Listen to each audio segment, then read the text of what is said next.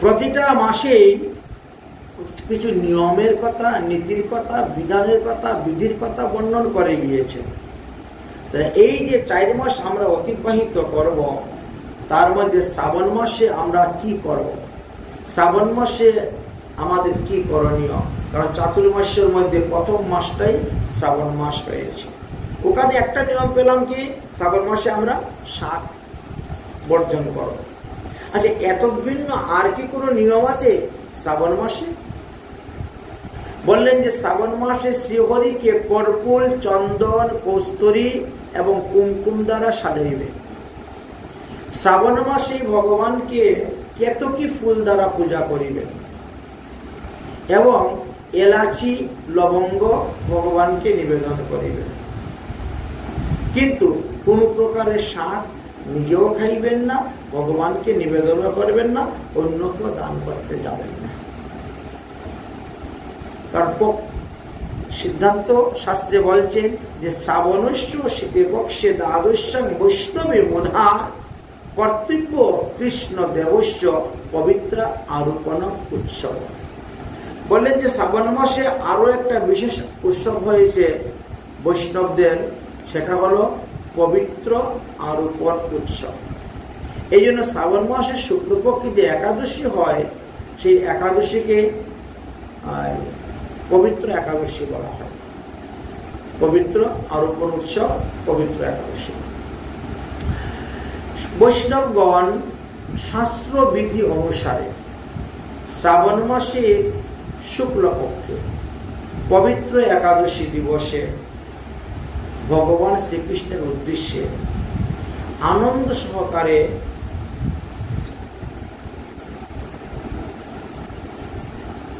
পবিত্র আরোপণ উৎসব করিবেন এবং রাখি পূর্ণিমাতে ঋষি তর্পণ করিবেন।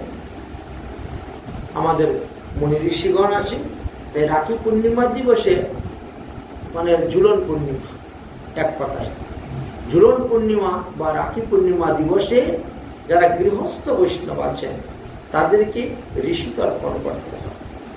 যদি ঋষি তর্পণ না করেন তাহলে 1 বৎসর ভগবান পূজার ফল আপনি পাবেন না।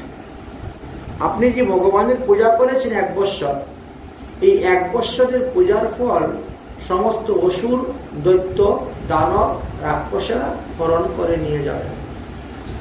এই জন্য গৃহস্থ বৈষ্ণব যারা আছেন তাদের কর্তব্য হলো এই রাখি পূর্ণিমা দিবসে ঋষি তর্পণ করা। আর কি বললেন? বললেন পবিত্র আরোপণ উৎসব করতে হবে। এখন প্রশ্ন হলো, পবিত্র আরোপণ উৎসব কি এবং কিভাবে করতে হয়, তার বিধি বিধানগুলা কি আছে? এর বিধিবিধান সম্পর্ক হরিভক্তি বিলাসে আলোচনা করা আছে। সেখানে বলছেন পট্টসূত্র বা কার্পাস সূত্রের দ্বারা বা কুশ কাশিয়া দ্বারা, কুশ নির্মিত সুতা বের করে তার দ্বারা পবিত্র সূত্র তৈরি করা হয়, অথবা ব্রাহ্মণ কন্যা কর্তৃক বিশুদ্ধ কার্পাস সুতা তোলা আনয়ন করতে হবে। সেটা 3 গুণ যুক্ত থাকতে হবে। একটা সুতার মধ্যে 3টা গুণ থাকতে হবে। ত্রিগুণকৃত হইয়া উহা আবার ত্রিগুণাতীত করিবেন, তাহলে 9 গুণ হয়ে গেল। তারপর সেই সুতাটাকে পঞ্চগব্যের দ্বারা প্রক্ষালন করিবেন, বিশুদ্ধ গঙ্গার জলে ধৌত করিয়ে করে 108টি সংখ্যক সেই পবিত্র তৈরি করতে হইবে। তারপরে তার উপরে ভগবান শ্রীকৃষ্ণের মূল মন্ত্র পাঠ করবেন এবং ভক্তি সহকারে মন্ত্র পাঠ করে একটা বাঁশের চুঙ্গার মধ্যে তাকে ভরে যেতে হবে। উত্তম দীর্ঘসূত্র এটাকে বলা হয়। আবার মধ্যম দীর্ঘসূত্র আছে এবং কনিষ্ঠ দীর্ঘসূত্র আছে। এই 3 প্রকার ভেদে পবিত্র বস্তু 3 ভাবে তৈরি হইয়া থাকে। উত্তম দীর্ঘসূত্র যেটা তৈরি করা হবে তাতে 108টা গীত বা গ্রন্থি মারতে হয়। মধ্যম যজ্ঞসূত্র যেটা তৈরি করা হবে তার মধ্যে 54টা গ্রিপ বা গ্রন্থি মারতে হবে। কনিষ্ঠ যজ্ঞসূত্র যখন তৈরি করা হবে তখন 27 অর্থাৎ 27টি গিট মারতে হবে। উত্তম যজ্ঞসূত্রটি ভগবানের মূর্তির গলায় দেওয়া হবে, একেবারে জানু পর্যন্ত লম্বা হবে। মধ্যমটি ভগবানের উরু পর্যন্ত লম্বা হইবে, আর কনিষ্ঠটি ভগবানের নাভি পর্যন্ত লম্বা হইবে। সুতরাং যার ঘরে যেমন বিগ্রহ আছে সেই অনুসারেই তিনি এটা তৈরি করে থাকেন। মধ্যে মধ্যে কেউ ইচ্ছা করলে সোনার গুটি বা রূপার গুটি বা তামার বা একটা করে পদ্ম ফুলের বীজ তিনি দিতে পারবেন। পদ্ম ফুলের বীজ দিয়েও এইভাবে সেই পবিত্র আরোপণ করা হয়ে থাকে এবং সেই পবিত্র ভগবানকে অর্পণ করা হয়। গৃহস্থ বৈষ্ণবের ক্ষেত্রে আরো কিছু নিয়ম করলেন। শ্রী বিগ্রহ যদি ছোট থাকে বলে তাহলে আপনি 36টা গ্রন্থি দিবেন, আরো ছোট হলে 24টা গ্রন্থি দিবেন, আরো ছোট হলে 12টা গ্রন্থি দিয়ে আপনি পবিত্র তৈরি করবেন। এক গ্রন্থি হইতে অন্য গ্রন্থি অর্ধ পর্ব অর্থাৎ আঙ্গুলের অর্ধেকটা হয়। অর্ধ পর্ব দূরত্ব আপনাকে দিতে হবে। এই যে আঙ্গুলের পর্ব বলা হয়, 2টা দাগের মধ্যস্থান, তার অর্ধেকটা নিতে হবে। অর্ধ পর্ব পরিমিত দূরে গ্রন্থি দিবেন, দিয়ে একটা মালার মতন প্রস্তুত করবে সূত্র দ্বারা, যাকে বনমালা বলা হইয়া থাকে। আবার শিরোদ্দেশে মুকুট, ভগবানের মস্তকে মুকুট অর্পণ করবেন। আচ্ছা, আপাদ মস্তক লম্বিত আরো একটি বনমালা তৈরি করবেন ফুল দিয়ে এবং সেই মালা অর্পণ করবেন। সমর্থ অনুসারে যে যত বেশি পবিত্র তৈরি করে ভগবানকে দান করতে পারবেন তিনি তত বেশি পুণ্য ফল লাভ করতে পারবেন। হরিভক্তি বিলাসের 15 বিলাসের 99 নম্বর শ্লোকেতে বলছেন, নব গুণতি সপ্তবিংশ সূত্রে গুরুদেবীর জন্য প্রস্তুত করা প্রয়োজন। 9টি গুণযুক্ত 27টি পৈতা গুরুজনের জন্য তৈরি করা হইয়া থাকে। বৈষ্ণবগণ এইভাবে দশমী তিথিতেই পবিত্র প্রস্তুতি পূর্বক পঞ্চগব্যের দ্বারা স্নান করাইয়া গঙ্গার জলে ধৌত করিয়া হলুদ, কুমকুম আর অষ্টগন্ধা, কেশর, চন্দন, শ্বেতচন্দন, অগুরু, কর্পূর, গোলাপ জল দ্বারা ভালো করে ধৌত করে ধূপের ধুমার উপর রাখিয়া মন্ত্র বলে তার পূজা করা হবে। আর পূজা করার পরে তিনি সেইগুলাকে একটি বাঁশের মধ্যে প্রবেশ করাবেন। এমন ভাবে একটা বাঁশ কেটে আনা হবে তার 2 দিকেই যাতে গাঁট থাকে এবং সেই গাঁটের মধ্যে একটা ছিদ্র করতে হবে। ছিদ্র করে ওর ভিতরে সবগুলো ঢুকিয়ে দিতে হবে। বংশ নির্মিত সংকুট বলা হয়েছে, তাতে রাখা হবে। সন্ধ্যাকালে অধিবাস দেওয়া হবে, ব্রহ্মঘট স্থাপন করা হইবে এবং বাঁশের চুঙ্গার সহিত ওই পবিত্র গুলাকে ব্রহ্মঘটের পাশে রেখে মন্ত্রপুত্র দ্বারা তার পূজা করতে হবে। হরিভক্তি বিলাসে সেই সমস্ত মন্ত্রের কথা আলোচনা করে গিয়েছেন। অতঃপর দত্তকাষ্ঠ নিবেদন, গঙ্গা জল, কুশ, গঙ্গা মৃত্তিকা, হরিদ্বার, কুমকুম, রুচনা ইত্যাদি ইত্যাদি দ্রব্য অর্পণ করতে হয়। অর্পণ করে পূজা করতে হয়। সেখানে 21টা দ্রব্যের কথা আলোচনা করে গিয়েছেন। এই মাসে অর্থাৎ এই শ্রাবণ মাসে আমাদেরকে এইভাবেই পবিত্র আরোপণ উৎসবের মাধ্যমে আমরা পূর্ব পাপ এবং অপরাধ থেকে মুক্তি লাভ করতে পারব। পৃথক পৃথক পাত্রের মধ্যে সাজাইয়া রাখিবেন এই যজ্ঞ পবিত্রগুলা এবং নির্মলীকৃত মন্ত্রের দ্বারা সেই বাঁশের চুঙ্গা হইতে এদেরকে বার করা হবে আর তারপরে ভগবানকে পড়ানো হবে।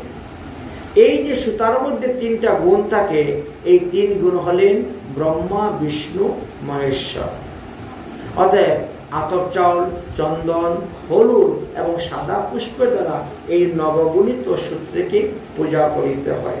যেহেতু এই নবগণিত সূত্রের মধ্যে 9 জন দেবতা অবস্থান করিয়া থাকেন, তাই 9 জন দেবতার নাম এখানে আলোচনা করেছেন, মন্ত্র এখানে আলোচনা করে গিয়েছেন।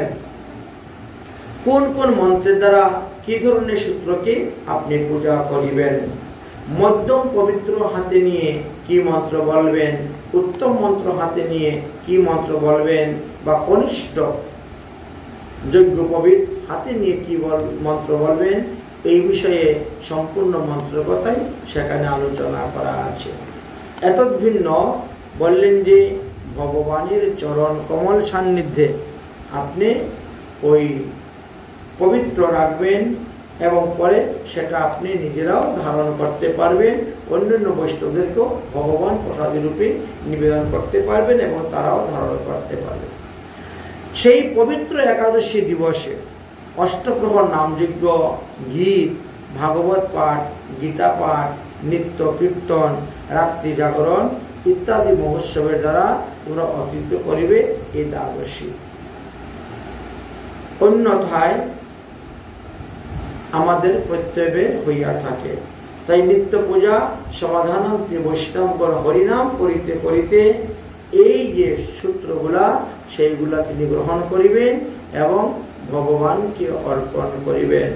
এটি শ্রাবণ মাসের একটা বিশেষ নিয়ম বর্ণন করে গিয়েছেন এবং প্রতিটি ক্ষেত্রেই সেগুলার মন্ত্র আদিও এখানে দেওয়া আছে, প্রার্থনা আদি দেওয়া আছে। অতঃপর বললেন হোম যজ্ঞ করিবেন, সমর্থ অনুসারে হোম যজ্ঞ করিবেন, তারপরে বৈষ্ণব সেবা দিবেন। এখন প্রশ্ন হলো, কতদিন পর্যন্ত এই পবিত্র ভগবানের প্রসাদী পবিত্র আমরা দেহের মধ্যে ধারণ করে রাখব? বললেন যে দেশ এবং কাল অনুসারে কেউ 1 মাস অর্থাৎ ভাদ্র মাসের শুক্ল দ্বাদশী পর্যন্ত রাখতে পারেন, কেউ বা 1 পক্ষ অর্থাৎ 15 দিন ধারণ করে রাখতে পারেন, কেউ বা ত্রিরাত্র ভূরাত্র অর্থাৎ দিবারাত্রি, কেউ বা 1 দিন 1 রাত্রিও ধারণ করতে পারেন। পবিত্র ধারণে যে যতদিন ধারণ করে রাখতে পারবেন ততদিনই তার মঙ্গল বা কল্যাণ হইয়া থাকে। যখন প্রভুকে স্নান করাইবেন তখন পবিত্র উত্তোলন পূর্বকই জলের ছিটা দিয়ে স্নান করাইবেন, পরে আবার তাহাই প্রস্তুত সম্পূর্ণ করিবেন এবং ইহাতে কোনো দুঃসহ হইবে না। তাই ভগবানকে পবিত্র অর্পণ করিবেন এই শ্রাবণ মাসে। এই শ্রাবণ মাসে ভগবানকে পবিত্র অর্পণের দ্বারা আপনি বহু পুণ্যফল লাভ করিতে পারিবেন, অন্যান্য জন্মের পাপ থেকেও মুক্তি লাভ করিতে পারবেন। আর বৈষ্ণবগণ যারা আছেন তারা তো ঠাকুরের পূজা, ঠাকুরের আরতি তা অবশ্যই দর্শন করিবেন ও স্বয়ং আরতি করিবেন। আবার সেই যজ্ঞোপবীত আপনি আরতির সময় ধারণ করতে পারেন, অন্য সময় খুলে রেখে দিতে পারবেন, আবার ধারণ করতে পারবেন। এটি একটা সুবিধা আছে। যদি কেউ শ্রাবণ মাসের দ্বাদশীতে পবিত্র আরূপর উৎসব করতে না পারেন তাহলে ভাদ্র মাসের শুক্লপক্ষের দ্বাদশীতে অবশ্যই এই উৎসব করিবেন। যদি কেউ এই পবিত্র ঠাকুরের গলা হইতে বিসর্জন করিতে চান তাহলে ওই দিন পূজা অন্তে নির্মাল্য হাতে নিয়ে উচ্চারণ করিবেন একটি মন্ত্র, আর তারপরে সেটা আপনি জলে বিসর্জন করতে পারবেন। এইভাবে উৎসব করিলে ভক্তগণ প্রতি বৎসরে ভগবত পূজার ফল লাভ করিতে পারেন। আর যারা পূজা করে না তারা 1 বৎসর ব্যাপী ভগবানকে সেবা পূজার সেই পুণ্য ফল লাভ করিতে পারে না। তাই বলা হয়েছে শ্রাবণ মাসে মহিমার কথা। শ্রাবণ মাসের পূর্ণিমাতে দক্ষিণ হস্তে অর্থাৎ ডাইন হাতে রক্ষাবন্ধন করার নিয়মের কথা বলে গিয়েছেন, কিন্তু বিবাহিত মহিলা যারা তারা বাম হস্তে রক্ষাবন্ধন করিবেন আর পুরুষ তারা ডাইন হস্তে রক্ষাবন্ধন করিবেন।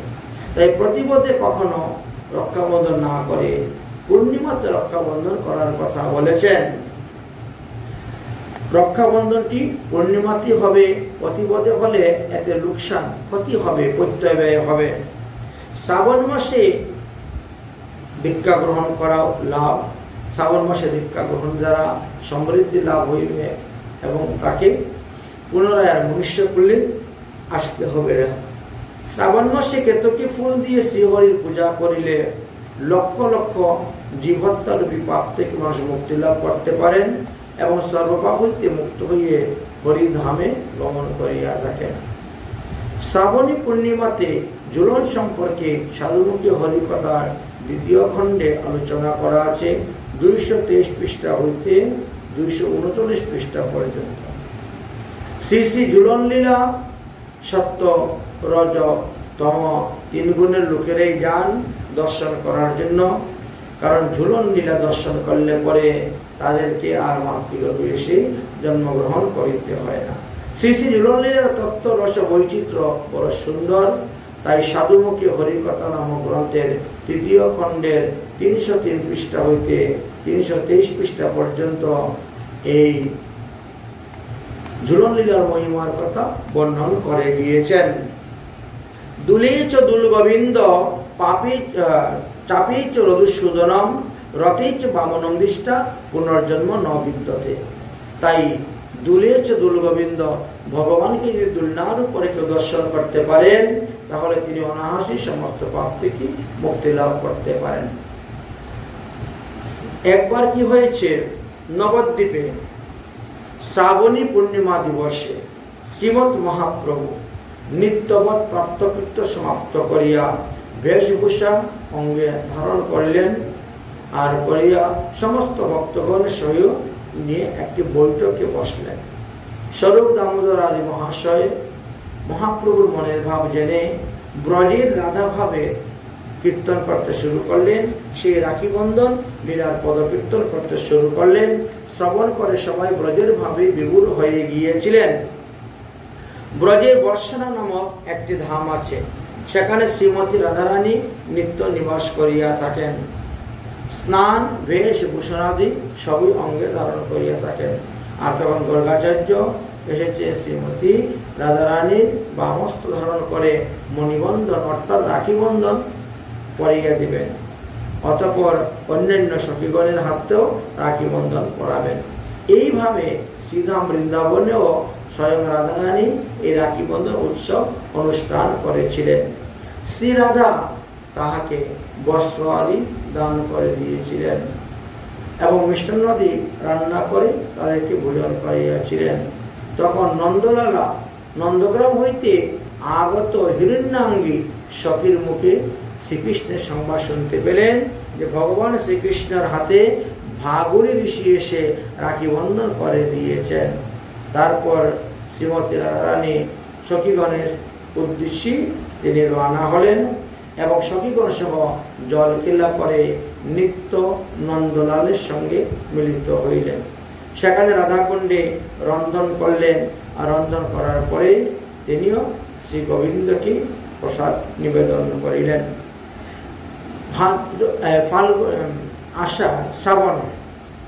শ্রাবণ মাসে এই ঝুলন পূর্ণিমাতে ভৃগু ঋষির পত্নী আসলেন এবং শ্রীমতী রাধারানীর হস্তে রাখি বন্ধন করে দিয়েছিলেন। শ্রীমতী রাধারানী তিনাকে দণ্ডবতে প্রণাম জানিয়েছিলেন। আচ্ছা, এইভাবে মহাপ্রভু এই রাখি বন্ধন উৎসব করে গিয়েছেন। এমনকি স্বয়ং রাধারানী এবং শ্রীকৃষ্ণ এই রাখি বন্ধন উৎসব করে গিয়েছেন। তাই রাখি বন্ধন উৎসবটিও আমাদের একটা পালনীয় এবং করণীয়। এই জন্য বললেন প্রতিটি মাসের মধ্যেই আছে কোন কোন ব্রত পালন করলে আমাদের কি লাভ হইবে। ভাদ্র মাসে কখনো দধি খাবেন না, একথা আমাদের আগে আলোচনা করেছেন, কারণ চাতুর্মাস্য ব্রতের মধ্যে এটি অন্তর্ভুক্ত হয়ে যাবে। এই জন্য চাতুর্মাস্য ব্রত চলাকালীনের নিয়মগুলা আমাদের 4 মাসের কথা বলে দিয়েছেন। ভাদ্র মাসে কৃষ্ণপক্ষের ত্রয়োদশীতে যদি মঘা নক্ষত্র সংযুক্ত হয় তাহলে তাহাকে মঘা ত্রয়োদশী বলা হয়। উহাতে মধু এবং পায়াস এর দ্বারা পিতৃলোকের শ্রাদ্ধ করিতে হয়, তাহলে পিতৃগুণ নরক থেকে উদ্ধার হয়ে হরিধামে গমন করিতে পারেন। ভাদ্র মাসে শুক্লপক্ষের নবমীতে তাল নবমী বলা হয়। ওই দিবসে তালের পিঠা তৈরি করে শ্রীহরিকে ভোগ লাগাইতে হয়। এই বিষয়ে কুর্ম পুরাণ বা পুরোহিত দর্পণ উভয়ই আলোচনা করে গিয়েছেন। এতৎ করতি যা নারী সা নারী ভোগা ভবেৎ ব্রতেন অনেকং দেবস্যি চঞ্চলা নিশ্চলা ভবেৎ। বললেন জন্ম জন্মান্তর অঞ্চিত যে সমস্ত পাপ আমাদের দূরীভূত হইয়া যায়। যে রমণীগণ ভাদ্র মাসের শুক্ল নবমীতে তাল নবমী ব্রত পালন করিয়া থাকেন, জন্মান্তরে তাহাকে সার্ধি শিরোমণি হইয়েই তিনি জন্মগ্রহণ করেন এবং উত্তম পদ লাভ করিতে পারেন। অতএব বললেন যে সকলেরই কর্তব্য এই ব্রত পালন করা। এই ব্রতের মাধ্যমেই জীবের মঙ্গল সাধন হইয়া থাকে। তাই শ্রাবণ মাসে আমাদেরকে, এই ভাদ্র মাসেও আমাদেরকে নিয়মের কথা বর্ণন করে গেলেন। তাহলে একটা বললাম শ্রাবণ, দ্বিতীয় পেলাম ভাদ্র।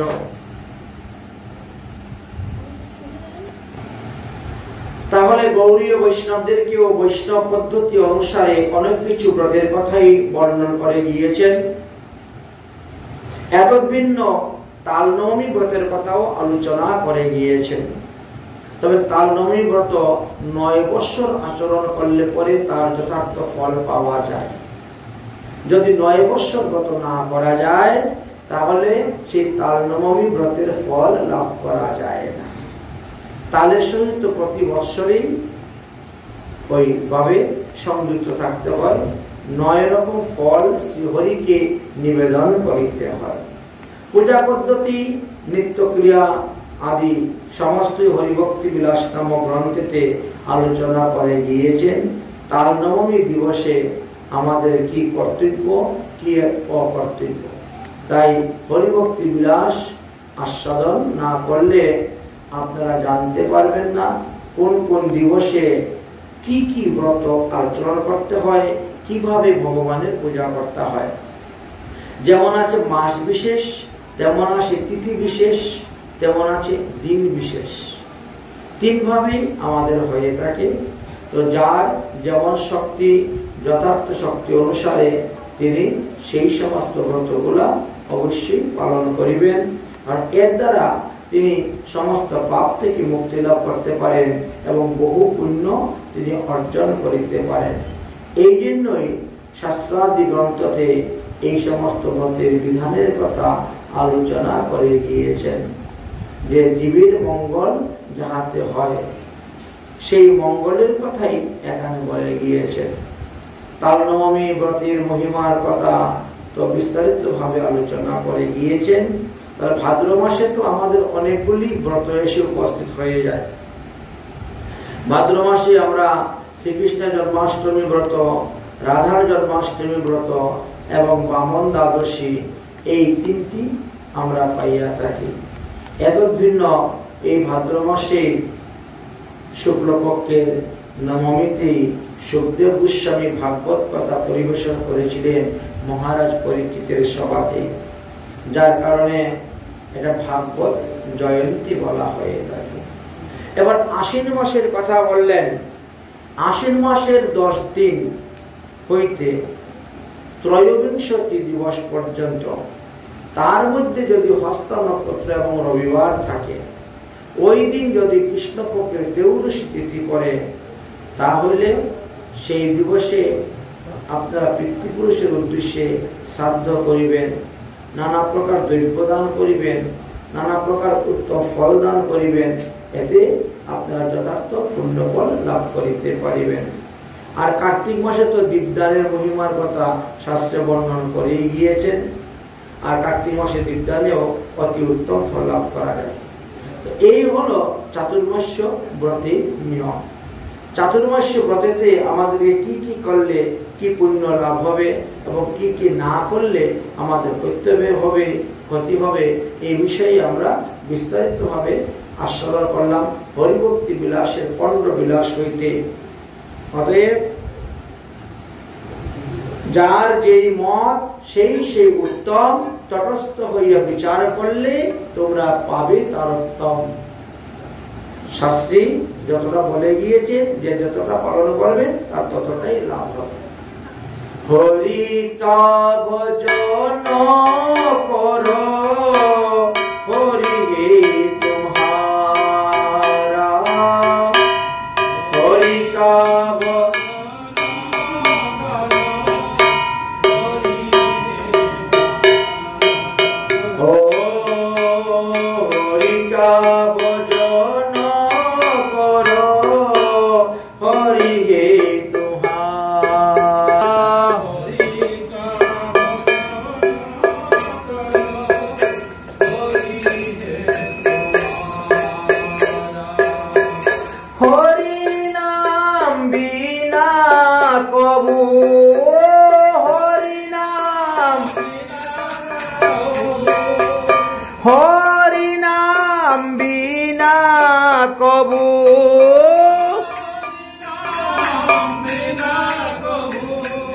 নাহি কো গুজারা, হরি কা ভজন করো, হরি হে তুমহারা, হরি কা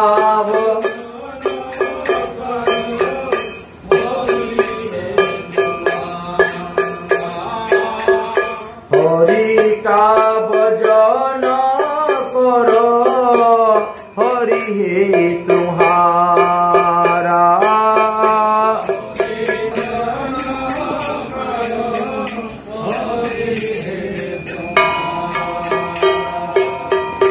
हरि नाम से तेरा काम ही बनेगा, हरि नाम तेरा काम ही बने, हरि नाम ही तेरा साथी चलेगा, हरि नाम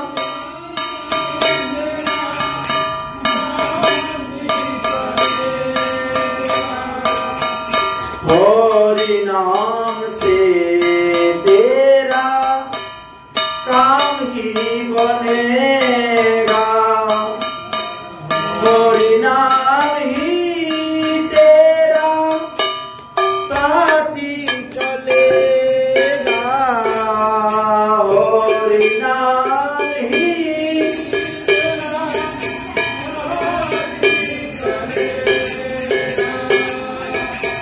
हरि नाम लेने वाला, हरि नाम लेने वाला, हरि का प्यारा, हरि नाम लेने वाला, हरि का प्यारा,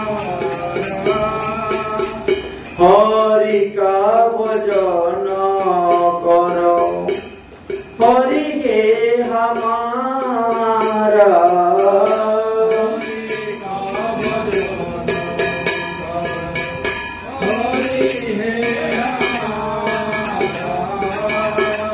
कोई के राधेश, कोई के सीताराम, कोई के राधेश, ओ कोई के राधेश, कोई के सीताराम,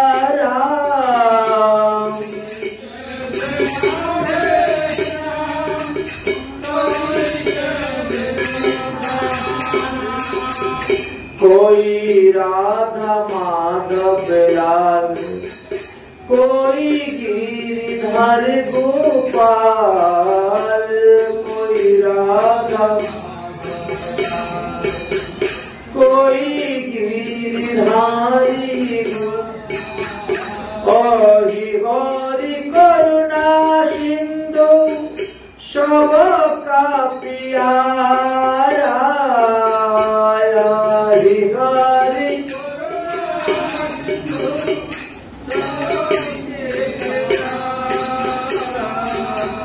हरि का भजन करो हरि के हमारा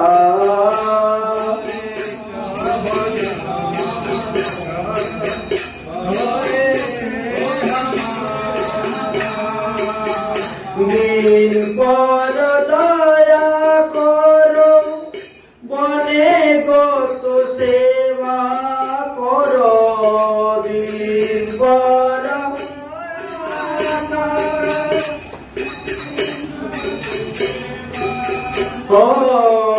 दिन पर दया करो बने गो तो सेवा करो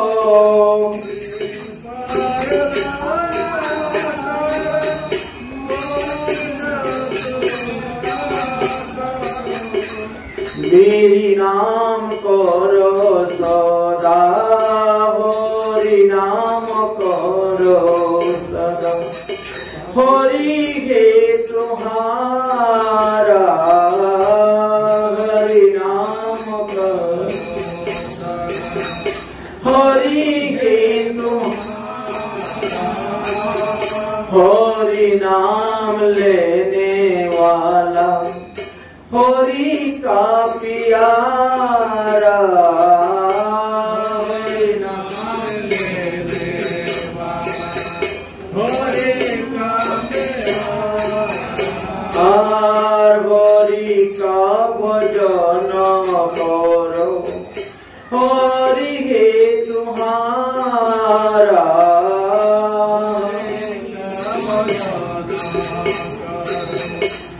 हरि हे तुम्हारा हरि का भजन करो हरि हे